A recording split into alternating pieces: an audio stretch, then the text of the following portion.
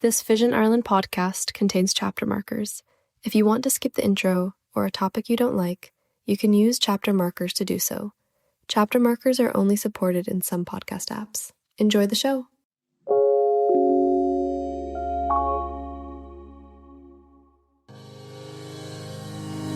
Welcome to Talking Technology with VI Labs. At VI Labs, we believe technology is the single greatest enabler for people with sight loss and all disabilities. If you're looking for the latest news and conversation on tech from a more accessible perspective, you've come to the right place. As you always do, hello everybody and welcome in to Talking Technology with VI Labs, episode 105, where it is Safer Internet Day across Ireland and Europe today. Safer Internet Day is taking place with the theme of how we can protect kids in the age of AI. We'll be talking more about that in tech news later on as well, so do stick around for that. But hello, welcome in. How are you keeping? Hope all is well with you. We have a packed show coming up today with three, not one, not two, but three really cool interviews. We will be catching up with Vision Ireland's Group CEO, Chris White. He will be joining us in a bit to talk all about the European Accessibility Act and what Vision Ireland is doing about the European Accessibility Act. So we'll be talking to Chris in just a few minutes. We will also be talking to Susanna Laurin. So Susanna is the head, I guess, of the EU side of the International Association of Accessibility Professionals. Very fancy title there, but we'll just call them the IAAP for this for the purposes of this podcast. But Susanna is the head of the IAAP in Europe, and we'll be learning a little bit more about what they do and why they had a massive conference in Dublin last week. We'll be telling you all about that, and we'll probably chat about my experience at that, because I was at that event, so we'll be telling you about that later on too. And finally, we will be catching up with Shadi Abou-Zahra. Shadi is the head of Amazon's accessibility kind of management team for the products and services. So you're looking at things like Alexa, Fire Sticks, Kindles, those e-readers, the Ring video doorbells, and then services too. So things like Prime Video, which is really cool. So we'll be catching up with Shadi later on in the show. So when I say, I think I say it a lot on this podcast, that we have a packed show for you. But today, we really do. And a reminder that if at any stage you would like to join the conversation and get in touch with us, we'd be absolutely delighted to have you on board. There are loads of ways to join the conversation, and here are just a few of them. So if you want to get involved, all you need to do is you can send us a WhatsApp voice note if you'd like. That way we can hear you and you can hear us hearing you. It's great. You can send us a WhatsApp voice note to 086 199 0011. That's 086 199 0011. Remember, a WhatsApp voice note is not a call, so you want to use the voice message button. It's labelled with voiceover and is located at the bottom corner of your screen, the bottom right hand side there of the screen, on the chat interface. So do send us a voice note if you so please. You can also get in touch with us by email if you would like, to content@vi.ie. That's content@vi.ie. Whether you'd like to get in touch with us with a voice note or an email, we would love to hear from you with your views, your thoughts, or any technology news that you think we should cover. We'd love to hear from you, so do get in touch now. Right then, let's get right down to business and check in with some of the correspondence from the week gone by with our good friend from Kilkenny, Mr. Joe Lonigan. Joe, how are you? Hi David, I'm good today, thank you. Excellent stuff, always good. It's ups and downs, Joe, but it's good to have a good day. So tell me, Joe, how are things that you've been keeping an eye on some of the stuff coming in? And we had in the newsletter last week, we had some thoughts on the AirTags, the new AirTags from Apple. Before we read the message from Michael, what are your thoughts on these initial new AirTags? Well, I like the fact that they're have more precision finding available. So they're just easier to find, a little bit louder as well. I actually love AirTags in general because they're actually so easy to set up. You just hold one close to your iPhone, it recognises it. Yeah, and you give it a name, and it's there in the items section of the Find My app. How easy is that? So and then when you're looking for one, you play a sound, and hopefully, if it's inside the house, you will hear it, and you find it, attach it to stuff, and we'll just listen to this message, and we will respond to it, and I'll give you my opinion on what he has to say. Absolutely. So we've got this message. Daniel, would you be so kind as to read Michael's message? Yeah, absolutely. So Michael wrote into us there, hi, thanks for the piece on the new AirTag, David. I'm disappointed that there is no improvement in how the tag can be attached to items. I have used them in the past, but found them difficult to attach to items such as TV, remote controls, etc. Yours sincerely, Michael Griffin. There you go. Yeah. He's not wrong, Joe, is he? Well, there you go. Now, that is what I would have complained about as well if I had to make a complaint about AirTags. A bit like, look, you can get other small items that come with, I suppose, ways and means of sticking them to things or attaching them to things. For example, the flick buttons come with this little adhesive back on it where you can peel off and then you can stick it to something. Or I know they don't come with key rings or whatever, but you don't need it for that particular item. But AirTags don't come with those kind of accessories or attachments, so you have to purchase them. So that's Apple for you. You have to purchase extra items to make it work. I know you could throw it into a bag or into a wallet or whatever, but it's not always the same. So for Michael, you can go on the Apple website and buy accessories, but they can range anything from 15 to 30 euros, and it can become costly. But there is other items on Amazon which make it a lot cheaper. I know people may not like me referring to websites like Amazon, but look, things have to be affordable at the end of the day. So you could buy things for remote holders, and you could buy keyrings for a couple of euros that your AirTag will fit exactly into, really snug and secure. And then you can attach the keyring to your rucksack bag or man bag or whatever you have on your list. Maybe your kids or grandkids Switch, Nintendo Switch. Never good when you lose one of those. Look, there's lots of things you can attach the keyrings to, and there's lots of different solutions out there, whether they be sticky, adhesive, or keyring wise. You will find them on Amazon and other websites, maybe even Temu, but we don't believe in anything too fast fashion or whatever way you like to call it. We like to keep things recyclable as well. But I don't think it's look, it's not nice having to spend massive money after already paying €30 for the item or whatever. That's fair. The exact prices at the moment.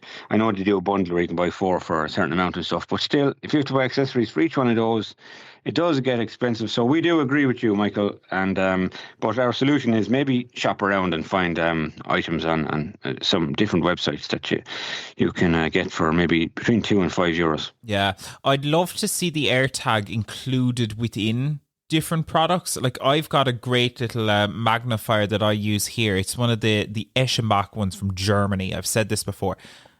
I'd love to have an AirTag included in that, but because it's got a curved handle, there's no logical way to get an AirTag attached to it and still maintain the comfort in the hand.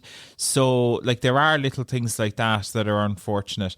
The only other thing that I'd add, and this would be the thing that I think was missing from the AirTag, and I touched on this in the article in Tech on Tap last week, is the method of charging. You still can't charge it by doing things like, attaching it to the back of your phone or something like that.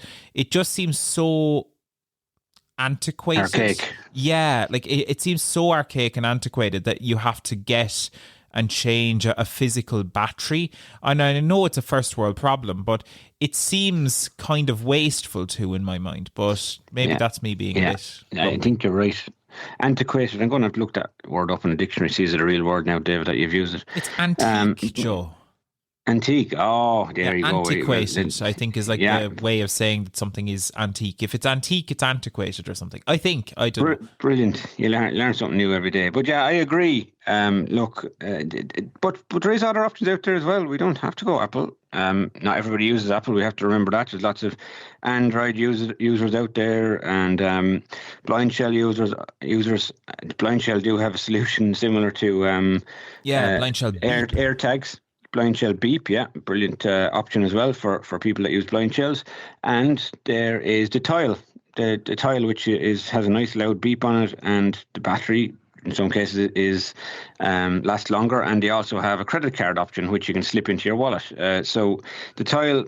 Yeah, just to continue the discussion on, David, that is a brilliant option, the tile. I have a couple of them as well at home. Yeah. So, I think they're not the only option out there for Michael going forward. But and look, there is an app that you can download for the tile as well. You can download it onto the iPhone as well, and hopefully the blind shell, but I haven't tested on that. But there is easy options out there other than AirTags. Absolutely. Brilliant stuff. Michael, thank you very, very much for the message. A really interesting one, and always great to hear people's thoughts on new technology that's, hitting the market. I mean, the AirTag, not necessarily revolutionary at this point, but a product that is very popular for blind and visually impaired people. So always good to cover that. If you would like to get in touch with us, you can send us a message to 086 199 0011. That's 086 199 0011. Or if you would like to do it the antique way, you can send us an email to content@vi.ie. Very archaic, some would say, but we won't judge you for it. You can send to content@vi.ie. Right then, let's move on, shall we? Last week, in Vision Ireland's Wayfinding Centre in Dublin, a really cool event took place. This was a conference of the IAAP, specifically the EU wing of the IAAP. They're the International Association of Accessibility Professionals. And basically what they do is it's kind of like a group of those working in accessibility industries, in digital accessibility, assistive technology, and working for companies that are working on tools to make things more accessible, I guess, is what they do. And they have about 10,000 members. And in Dublin last week, there was a major meeting of the International Association of Accessibility Professionals to learn a little bit more about what's going on across Europe. There were regulators there from a number of European countries. Everybody was sharing notes, sharing views, and seeing how we can try and make the world a little bit more accessible. So to learn a little bit more about the event, and we'll learn more about the organisation a little later on, but to learn more about the event, first of all, I caught up with Chris White, who is the Group CEO of Vision Ireland. Here is what Chris had to say. So joining me once again on Talking Technology for the first time, the last time you were here was our rebrand. It's Chris White, our CEO. Chris, how are you getting on? I'm really well, David. How are you? Not too bad. It's been a while. It's been a while to do this formally, but I see you all the time. Well, fair enough. Yeah, you're probably sick of me in the real world. So, Chris, we're here today at the Wayfinding Centre. The reason we're here is there is an event being co-organised by IAAP. So they're the International Association of Accessibility Professionals, very fancy term. And also Vision Ireland's sister company, Vially. So do you want to tell me first of all a little bit about what's going on at the Wayfinding Centre today? And there's a massive crowd here. Yes, we've got 200 odd people here in person. We've got 600 people online. It's the IAAP's EU seminar on the European Accessibility Act, how it can be implemented, how it can be used, the importance of it. There's 18 different international regulators here today. So the importance of regulation, how regulators can take forward the implementation of the European Accessibility Act, and how we as a sector and we as a movement can make the most of this hard-won legislation for the betterment of accessibility for all. Sure. So a lot of listeners to this podcast will be using things like VoiceOver, JAWS, NVDA, all that. For those who don't know in the most basic terms about the European Accessibility Act, give us a brief kind of rundown of what this does to make services more accessible. So the European Accessibility Act came into force across the 27 EU countries on the 28th of June last year. And it requires every company, pretty much with a website that turns over 2 million euros or more, to have a WCAG 2.1 compliant website. In particular, it looks in detail at e-commerce, banking, essential services, to make sure that they can be used fully and independently without reliance on other people. So it's a hugely comprehensive piece of legislation, world leading. The challenge for us all now is to make sure that it's implemented, people are aware of it, and we don't let it wither on the vine of just a piece of legislation that's there and not used. So we need to be active, we need to be engaged, we need to be passionate, and we need to be working together to ensure that it is fully implemented. So in terms of the event today, then you mentioned there are 18 regulators from across Europe. How is regulation for the European Accessibility Act going? Because this is something you've just delivered a keynote at the event. This is something you touched on, that we need to be stronger on this. Exactly. I mean, the danger is that we're all passionately agreeing with each other, but no decision makers are in the room. We need to be much more proactive. We can't, polite excuse me's, can you implement this, is not going to get us to where we need to be. Yep. We need to be much more proactive, slightly more aggressive, and demanding what is now a legislative right. It is not good enough for people to say this website is partially compliant. What that means is this website's not compliant. There is no room in the legislation for somebody to say, we don't have to comply with it because this is partially compliant, and all these reasons why it's not compliant are okay. That's not in the legislation. People need to recognise that full compliance is what the legislation requires. What does the next step then? So we have, representatives from a number of the regulators that are regulating this in Ireland here today. Some of them are speaking on panels. Like, what do they need to do now? And is there stuff that Vision Ireland can do? I think the regulators need to be engaged by the public and organisations like Vision Ireland to remind them of their obligations under the Act. I think the regulators need to start taking enforcement action. We're 10 months in now from the active implementation of the Act, and we haven't seen any enforcement actions yet. We've had very light touch regulation, and as we've seen on numerous occasions, light touch regulation doesn't work. It leads to things like the banking crisis. Sure. So we need regulators to put a marker down. So, for example, we've made a complaint to the Irish Aviation Authority that on the 31st of January, not one single airline flying out of Dublin City was compliant with the European Accessibility Act. Have you heard back on that? We haven't heard back anything yet. Okay, that's interesting. We'll have to follow up on that. Yeah. So let's move on just briefly from the European Accessibility Act and talk about things in Vision Ireland more generally. Lots going on. The Wayfinding Centre at Vially. How are things across the board? So Wayfinding and Vially are just one of the other some of the activity. But I mean, I think we are reviewing last year. So we supported more people with sight loss than ever before in 2025. So in excess of 8,000 individuals were supported on multiple fronts, whether that's technology with you, David, or low vision services, or education, or training, or counselling, or being referred to other services through the ECLO, through lobbying. So the breadth and width of what Vision Ireland is doing has never been greater. Our impact has never been greater. The demand has never been greater either, because we're creating a level of expectation. We are nowhere near where we need to be, but the organisation is working hard in challenging government and delivering services that make a difference, but are not the solution.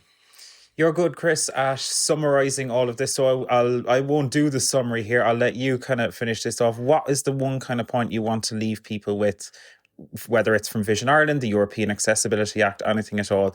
What's the one thing you'd say to those listening to Talking Technology right now? The European Accessibility Act is a wonderful tool. We need to grasp it with both hands, make sure we use it. Let's cultivate it and use it as a tool of difference to make Ireland a more accessible place for us all. Chris, thank you very much. Thank you, David. Always good to catch up with Chris on Talking Technology. We don't have him on that often, but when we do, he always has some interesting nuggets to share. Very interesting, Joe, I must say. It was during that conversation when Chris mentioned that they had made the complaint to the Irish Aviation Authority. That's very interesting, isn't it? Yeah, it is. Look, I suppose I've been trying to book flights for a long time, and it's not the easiest task when you're using a screen reader. I find websites can time out, and you have to start all over again. And the frustration really gets to you. They wouldn't be the most accessible websites like Ryanair, Aer Lingus, etc.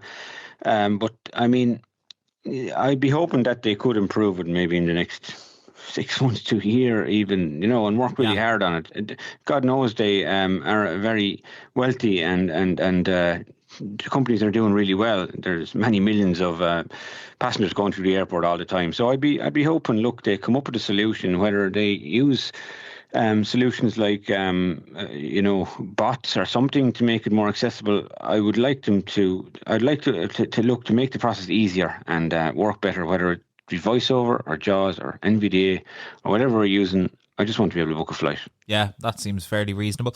We'll have to find out what happens with that. I'm sure Chris will update us on the podcast at some point down the road. But very interesting conversation with Chris, as always. If you have thoughts on that, do send us a voice note, 086 199 0011 on WhatsApp, or you can send us an email to content@vi.ie.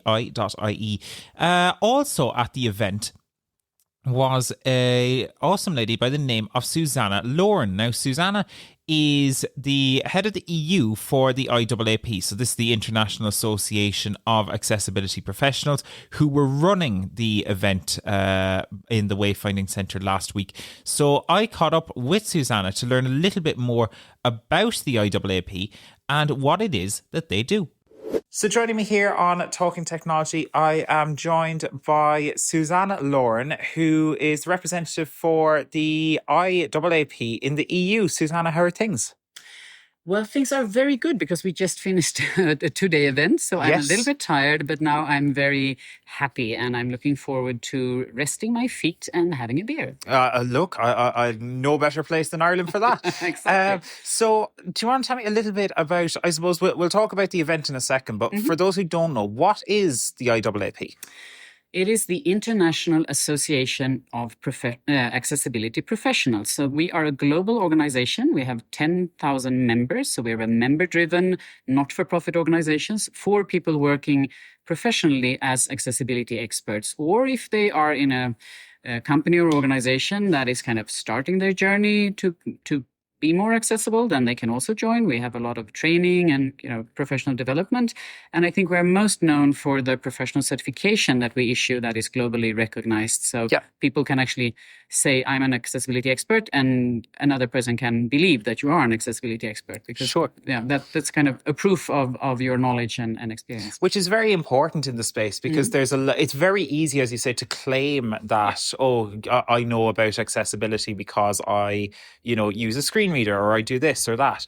But if your certifications give people a broad overview, which I think is critically important in this space, isn't it?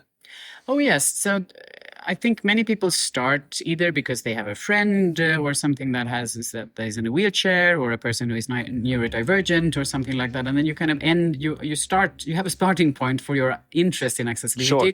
But it's extremely important to have the holistic view if you are going to support a website owner or an app owner on how they are developing and designing their interfaces. You cannot only talk about deaf users, or not only talk about wheelchair users, or even blind users. I mean, I have a visual impairment myself, but I think we are very well often represented.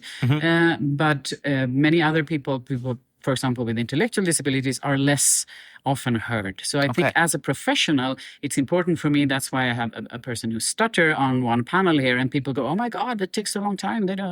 But I mean, it's important that everyone gets a chance to speak and to make their voices heard. And I think that kind of holistic view on accessibility is very, very important. And then we also need specialist organizations. Of course, we have user organizations that focus on one disability. That's something else. But for the expertise, for the experts, I think this broad perspective is extremely important, because otherwise you also I mean, in the worst case, you could provide a recommendation that is good for one user group, but that does not work for another user group. Yeah. That would be it's not often the case, but it could happen if you don't see the kind of broad holistic kind of view. full Yeah, picture. exactly. So you guys in the association run a number of different events across the year. Your biggest is probably the M-Enabling event that you have in the States.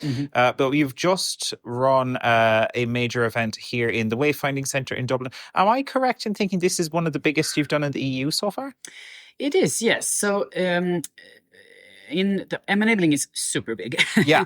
But in the EU, we have more done meetups and webinars and smaller events, and really for our community, while M-Enabling has a much broader audience. But I've been doing these since 2018, I think, and then it was a little bit of a hiccup of the pandemic. But then just a small one. Yeah, just a small one. So we did a little bit more online. But yes, this is the biggest one. We had 200 people in the room today at the event and 130 at the workshop yesterday, and that is definitely a world record. It has a little bit to do with the size of the event or the venue, so we haven't had these big rooms before. I also think it has to do with Ireland. People really want to see Ireland, and not only for the rain, but also for all the nice people. I'm always telling people that you are the nicest people in the world. Thank you very Which much. I think you are. Very good. And how much, I suppose, one other big part of that is the European Accessibility Act as yes, well, definitely. you know, which is having a major impact. Where are we at? I know it's a massive question and it's going to differ for different member states. How are things going under the European Accessibility Act? Are we still moving in the right direction? Are things moving fast enough? Where are we at with that? I think personally, when I work, so I'm not only doing IAAP stuff, I'm also a consultant, and I lead a research institution. That's my day job. And one of my biggest clients is the European Commission, and I also work for the Parliament and the Council and several of the member states. So I'm deeply involved in the legal space. And Sure. I would say we are in a quite good place, but I can understand that if you look at it kind of from the outside or from the end user perspective, it's, oh my God, we're not moving anywhere. It's going a bit slow, yeah. which is also true, but it's just that it takes time for these market surveillance authorities. They have a good way of surveilling markets and doing monitoring and things, but they are completely new to accessibility. And you could complain saying that they should have, started earlier and all of that. And I'm all with you, but still, they are actually doing things. And we have, even in the smallest member states, we have hundreds of complaints already. And many of the market surveillance authorities are out there. They are requesting compliance reports, and they are writing letters, and they are really moving. I mean, we had a meeting with 33 of the regulators yesterday, a closed meeting only for regulators with no vendors in the room. And it's just amazing how much they are working. It is a big difference. Some of the Eastern countries are a little bit more immature when it comes to accessibility in general, which means that it's harder to get enough experts on board. And that makes it hard also for the regulator to actually do a good job. But in like Ireland, I think Ireland is doing a very good job here, and some of the Nordic countries as well, and Central Europe, Belgium, the Netherlands, and so on. I think we're seeing quite a lot of progress, and we are moving forward. That doesn't mean that it's perfect, of course, but it also doesn't mean that the end users have seen this yet. And it will take time before it kind of, trickle down is maybe the wrong word, but I mean, before it's kind of seen on the ground in their actual functionality, because it takes time. First, the market surveillance authorities need to do the control of a product or service, and then they need to tell the product owner or the manufacturer that, okay, we found this and this and this, and then they have a certain time to fix things, and then there's a discussion back and forth: is this disproportionate or not? These things take time. I don't have any patience, so I think it's take too long. But that is how it works. This kind of policy implementation and a new law, and they are a little bit, they are crawling before they can walk. So it takes a little bit of time. But yes, things are actually happening. So I would be a little bit patient and say more is happening than kind of meets the eye right now. And I think we just have to, I'm excited about the first real big penalty or, media. That would be super cool when that happens. But that time will too come. Susanna, thank you so much. Exciting times ahead. How can people find out more about the work of the IAAP? Oh, we have the world's longest email or URL. Okay. It's accessibilityassociation.org. So I apologize to everyone Who's going to have to dyslexic. type that? Yeah, exactly. But you can also find me or IAAP online. So Susanna Laurin, I think I'm the only one with that name on LinkedIn. And you can also look for, at LinkedIn, we have a series of posts if you're interested in the European Accessibility Act that I think could be quite interesting.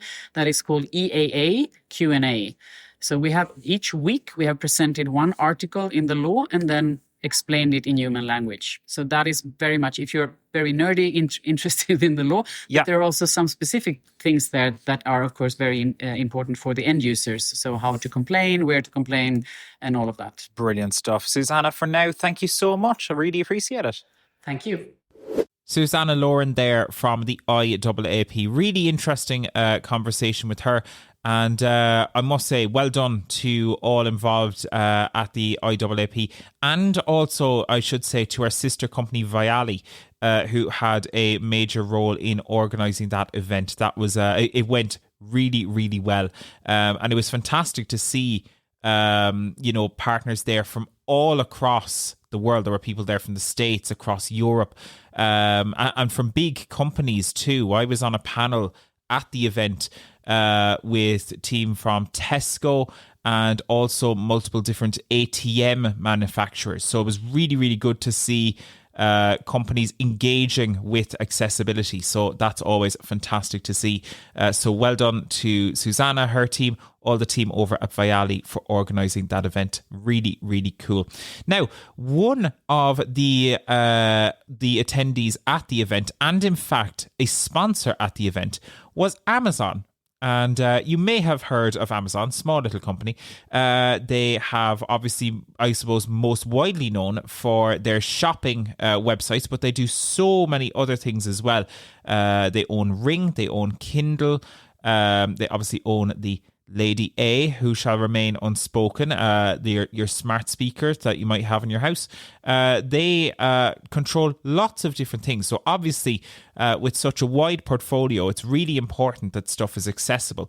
And one of the people coordinating that accessibility is a gentleman by the name of Shadi Abou-Zahra. Now, Shadi was at the event on Wednesday and Thursday last week, and I got a chance to catch up with him and chat a little bit about what is happening at Amazon in regards to accessibility, and ask, is it difficult to coordinate an accessibility effort for such a large company? So I'm joined now on Talking Technology by Shadi Abou-Zahra, who is, do you know what? I'm going to let you tell me what your role is. So what's your role, Shadi? I'm Principal Accessibility Standards and Policy Manager at Amazon. Now, that is a mouthful.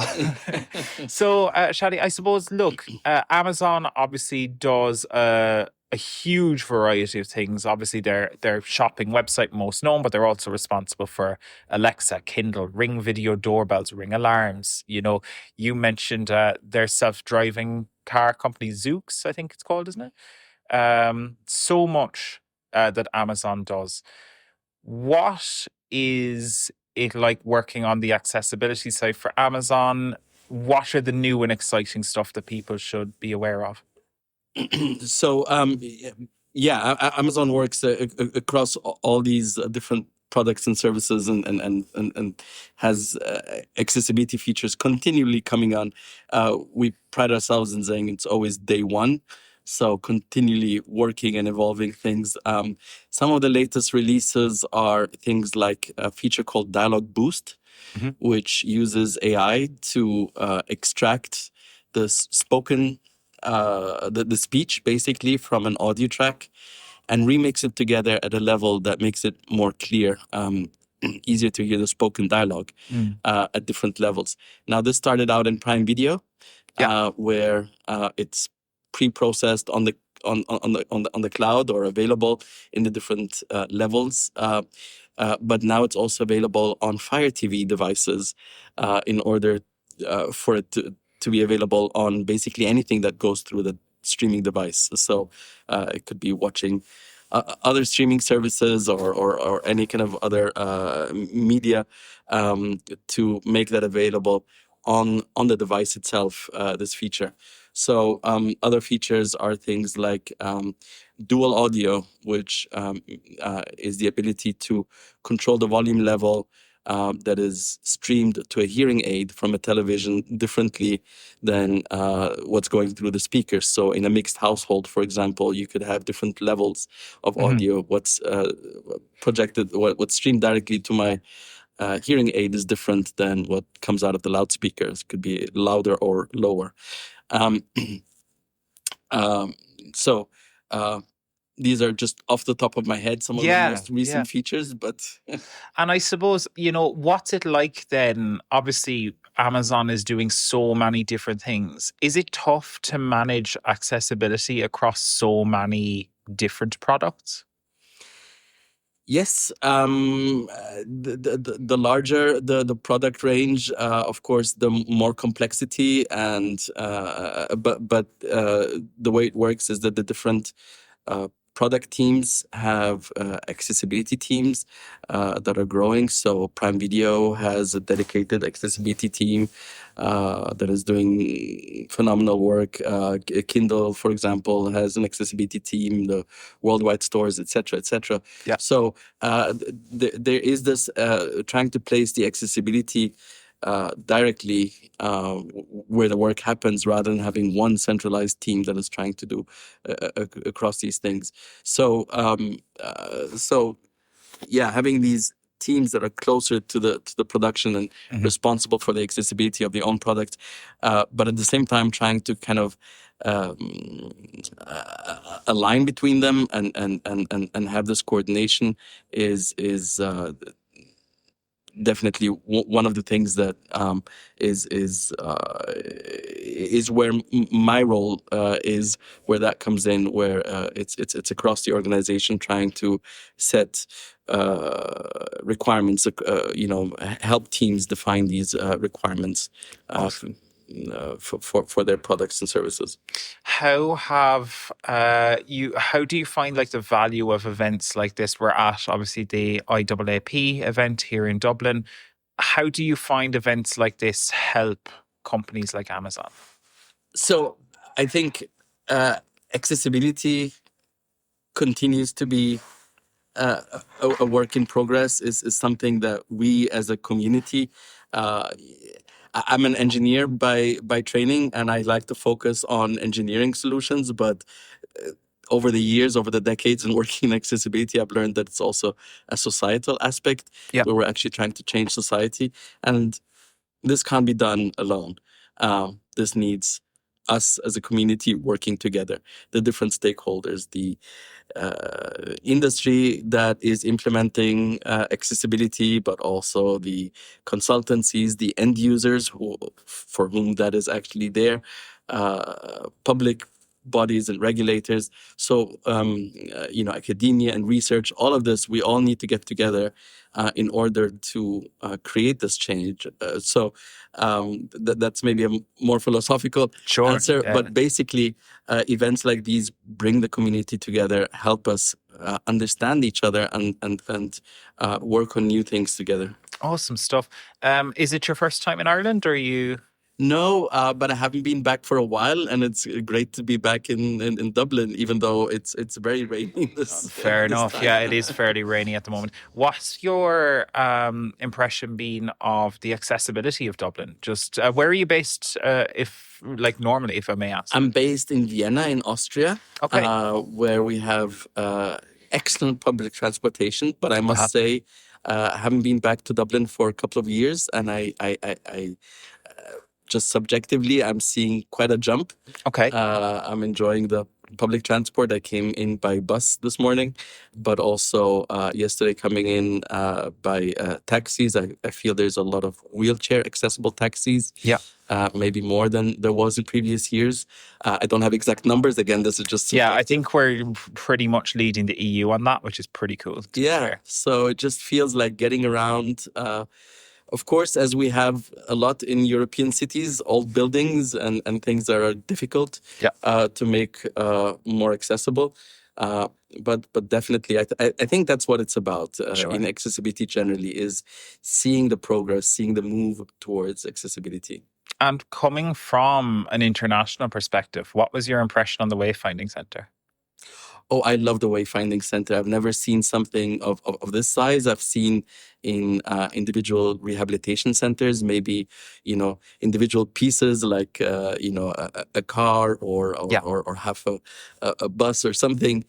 But seeing like entire aircrafts and trains and buses and crosswalks and all this, it's really a fantastic place. And it was fun to sit in an airplane. Actually, you could even go all the way up to the cockpit. Yes, indeed. Well, Shadi, thank you so much for chatting to us on Talking Technology. Keep up the great work at Amazon, and delighted to have you at the event. So thank you. Thank you so much. Really interesting conversation there with Shadi, I must say. I found that conversation really interesting because we look at these big companies and, it must be difficult, especially when they have a product range as wide as the likes of, say, an Amazon or a Microsoft or an Apple or whoever it may be, to actually make those products accessible across the board. It's no small effort. So it was really interesting to get an insight into how that works. And actually, it's funny enough, Joe, I was, when we were at the event, Shadi actually gave me his business card from Amazon, and I was very impressed. It's such a small detail, but the business card actually contained Braille and was in large print, which I thought was very, very cool. Oh, that's fantastic, David. Look, it's a small touch, but it's actually a massive touch when you think about it. Just to even add an accessibility feature to a business card. Yeah. And look, if you're really stuck, you can throw your CNAI or your BMIs or whatever you feel is the right addition for you to it as well. But look, it shows Amazon and the people that work there, they do actually think outside the box, and it proves it by probably when I look at the products in my house, like the Amazon Echo, the Fire Stick, and I'm sure there's a couple others I could think of if I really search. But them two products, they do change our lives. Absolutely. I was actually talking to Shadi about this after, and he was saying that on their like internal like purchasing thing, so when they are purchasing stuff for themselves as employees, they have the option when ordering the business cards to just tick a box to get it in Braille or large print, which I thought was really cool. I wonder, do they call their internal shopping platform Amazon? I wonder, do Amazon employees like shop on Amazon internally? But yeah, there you go. Really cool that you have the option to select Braille and large print there, isn't it? That's really cool. Very, very cool indeed. Anyway, hey, if you have thoughts on any of the interviews that we featured today with Chris, Susanna, or indeed Shadi, you can send us a message on WhatsApp to 086 199 0011, or you can send us an email to content@vi.ie, and we would love to hear from you indeed. And you may also have thoughts on some of the news. And it's time to catch up on that news now with Daniel Dunn. This is Talking Technology News. So, with your latest Talking Technology News, I'm Daniel Dunn. Microsoft has started gradually rolling out an update to the Narrator screen reader to provide more detailed image descriptions powered by Copilot. The feature has existed on Copilot Plus PCs for some time now, but it is soon going to roll out to all Windows 11 users. While that sounds fantastic, it is unfortunately a small bit misleading, as the feature won't be available to those within the European Economic Area, at least for now. This is disappointing, but the feature will still be useful for those who can benefit from it. On Copilot Plus PCs, the user can press Narrator plus Control plus D and get a full image description of the focused image, while Narrator plus Control plus S will give a full description of the screen. The user will also have an Ask Copilot button that can launch the captured image in the Copilot interface. On standard Windows 11 laptops, the Narrator plus Control plus D keystroke or the Narrator plus Control plus S keystroke will automatically launch the Copilot interface with either the image or screenshots ready to upload. Features like this have existed within commercial screen readers and as part of NVDA add-ons for some time now, but this is an exciting step forward for users of the free screen readers on the Windows side. while the most recent WebAIM screen reader survey showed just 0.7% of users using Narrator as their primary screen reader, 37.3% said they commonly use it, which demonstrates its true importance.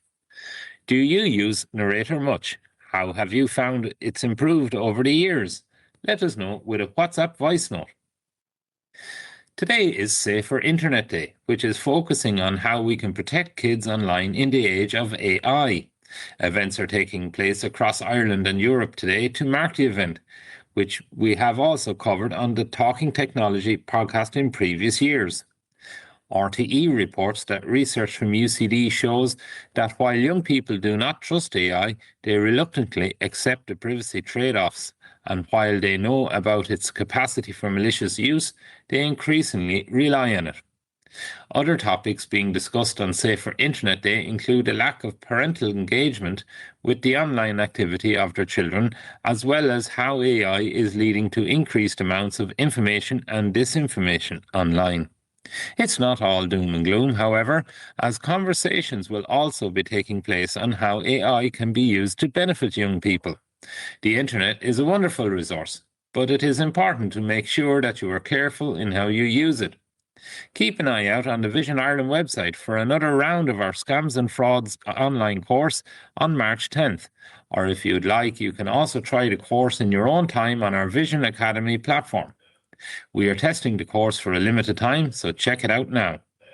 And finally, for now, from the 1st of March 2026, paper-based free travel passes will no longer be accepted on Irish public transport. Instead, you will need to use a public services card. The public services card can be used to tap on a bus or tap on and off the Luas. It works much in the same way as a Leap card, except you don't get charged. If you don't have a public services card already or it is expired, you can apply for one through the My Welfare platform. Keep in mind that this does require the uploading of an image, and sometimes some visual impairments seem to result in the system rejecting these images. You can also get a public services card through your local PSC centre. The National Transport Authority said to continue using free travel after March 2026, make sure your PSC is valid and up to date. Something definitely worth keeping in mind. And that's it for now. But a reminder that we have lots of courses available on our Vision Academy platform and available through Microsoft Teams. We'll tell you about some of the upcoming courses in just a second. But for now, it's back to you, David. Why, thank you, Mr. Daniel. Yeah, some really, really interesting stuff there. That whole free travel pass, that's a big change for people, isn't it? It is, David, yeah. So anyone that has the paper-based travel pass will need to kind of get into action to get the new plastic PSC public services card. Yeah. And while we did mention there in the news that you can apply or renew online, it's probably easiest to do it in your local PSC or social welfare office. So where you can make an appointment to go in and they will take the photograph for the card, because you're on the card itself is a copy of the photograph that will be taken. And that will then be posted back out to you a few days after it is created. Yeah. So so you do have a couple of options. Now, in order to be able to apply online, you must have a fully functional MyGovID account, and you can try and apply for it there. It is difficult to get the selfie correct. Often the system can reject it. Maybe it could be the quality of your webcam. It could be, the quality of the camera on your smartphone.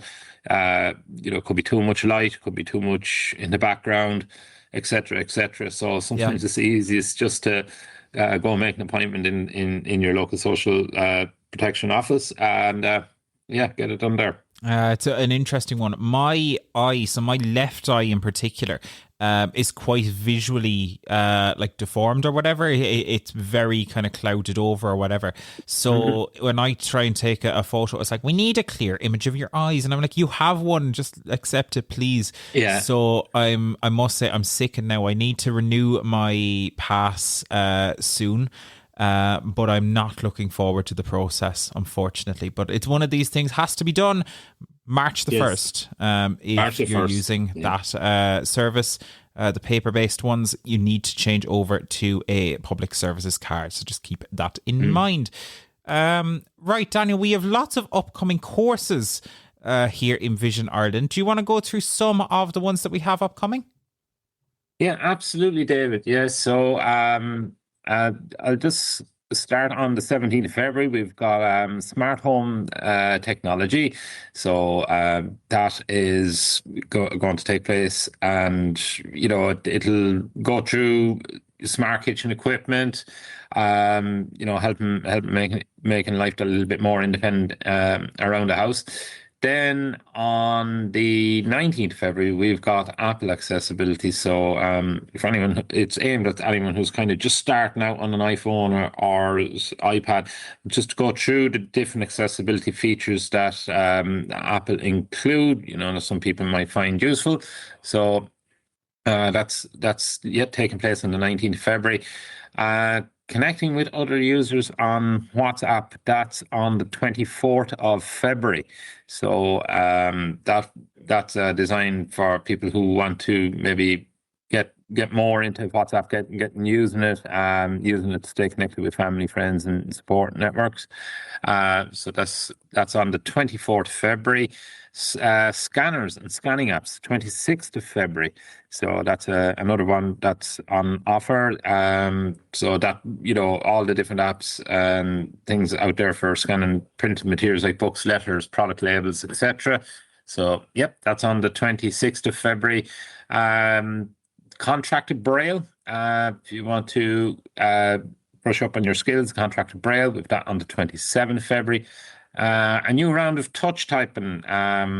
This is a 6-session part. So if you want to learn or brush up on your skills of touch typing for beginners, that takes place on the 2nd of March. Get more from Siri and Google Assistant, going through the commands, how you can get more from your smartphone or smart assistant. That takes place on the 3rd of March. As always, we have our technology clubs. They are regionally based, so you can find out more about our technology clubs. Just look on our website, vi.ie, news and events, upcoming events, so you can find out those there. So just, I suppose, seem as it is Safer Internet Day, we do have the Scams and Frauds course that's coming up on the 10th of March. So just to keep that date in your diary if you're interested in learning how to stay safe on the internet. How to get enrolled on all these courses, if you drop an email to training@vi.ie expressing your interest in one or more of those webinars or courses that I've spoke about, you can do that. And again, if you want to review them all, just go to our website, vi.ie, news and events and upcoming events, and the whole list of them are there. And that's regularly updated. So do keep an eye on our upcoming webinars, courses, talks that are all listed there. How about that, David? That was very impressive, Daniel. I've broken out in a sweat. That was amazing. Fantastic stuff. Yeah, absolutely. Training at vi.ie if you want to sign up for one of those. Or you can check out, if you'd like to do some of them on demand, you can try out the Vision Academy platform. We've a few courses up there already, namely a brand new version of the Scams and Frauds course. So if you'd like to give that a test drive, go over, check it out. You need your MyVI account. Just sign in there or create a new one, and you can go to the Vision Academy training tile. So there you go. Exciting stuff. Now, before we wrap up this very serious episode of Talking Technology, keep in mind we have spoken to the CEO of Vision Ireland. We have spoken to the head of the EU for the IAAP and a major leader on the accessibility team at Amazon. We now need to talk about chaos involving some rodents, Daniel. There are some rodents causing problems in the UK. Yeah, that's right, David. Look, I suppose it's nice. It's nice to wrap up the Talking Technology episode on kind of a quirky story. So this kind of came across our feeds there earlier in the week. I'm kind of, whoo, this is interesting and kind of quirky and funny as well. Yeah. In the UK, an internet provider who was going through a bit of tough financial times had their bailout cancelled because upon inspection of its fibre optic cables, it had found rats have chewed through them, believe it or not. That's crazy. And the reason for it is, in our push to be more environmentally sustainable, we kind of put back on the use of plastics where possible. So the plastic covering around the optical cables had been made from a biodegradable material using soy or corn-based materials. And with the twitchy, ever-inquisitive nose of the rodent, they thought this was a nice tasting chewable. So that's what happened there. So the company that there were £300 million sterling in debt, despite only having 25,000 paying subscribers. And unfortunately, they were to be bailed out, and that their infrastructure now is not virtually worthless. So it's a quirky story, an unusual one. And I see the caption under this is, "They need to hire cats for security." How about that? Yeah, there you go.